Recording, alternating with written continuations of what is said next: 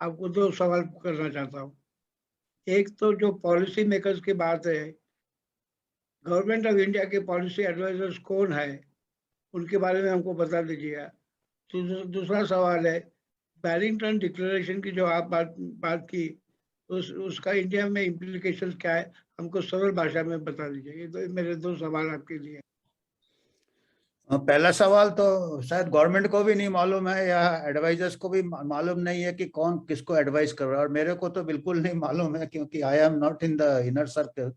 तो government advisers तो ICMR कर रहे हैं, या करना तो चाहिए सेंट्रल डिजीज कंट्रोल सीडीसी को, नेशनल सीडीसी को करना चाहिए। पर आपको दिल्ली वाले को ही ज्यादा मालूम है कि दिल्ली दरबार में क्या हो रहा है। मैं तो दिल्ली से काफी दूर हूँ, तो इसके बारे में ज्यादा जानकारी मेरे को नहीं है गवर्नमेंट को कौन एडवाइस कर रहे हैं। कई बार आते हैं टीवी में एडवाइस करने वाले, कोई कार्डियोलॉजी वाले होते, कोई ऐसे बड़े बड़े स्पेशलिस्ट है, कोई हेपेटोलॉजी वाले हैं, तो ये सब मिक्स्ड एक खिचड़ी टाइप है।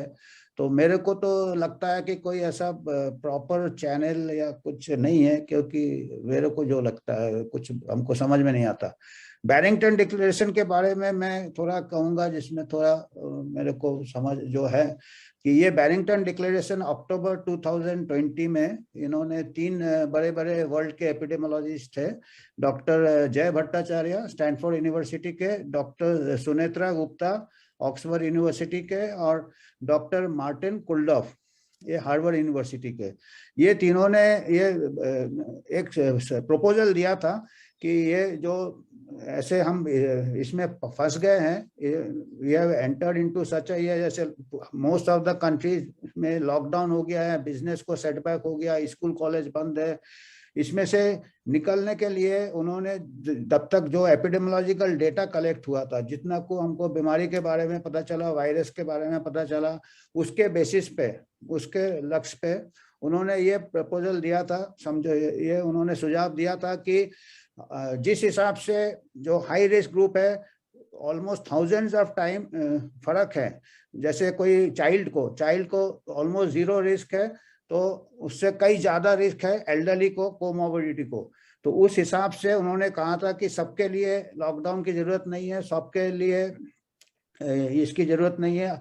जो लोग रिस्क में नहीं है, जो यंग हेल्दी पीपल है, जो बच्चे हैं, वो अपना काम करे, स्कूल वगैरह खोल दीजिए, बिजनेस वगैरह खोल दीजिए। जो बुजुर्ग लोग हैं और जो कोमोबिडिटी है, उनको फोकस प्रोटेक्शन दीजिए, उनको फोकस प्रोटेक्शन दीजिए।